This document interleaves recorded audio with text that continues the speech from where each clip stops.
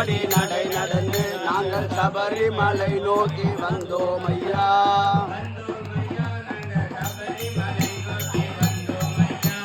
வந்தோம் ஐயா, நாங்கள் சபரிமலை நோக்கி வந்தோம் ஐயா. ஐயப்போ ஐயப்போ சாமியே சாமியே ஐயப்ப சரணம் சாமி சரணம். நாங்கள் சொல்லிக்கிட்டு வந்தோம் ஐயா.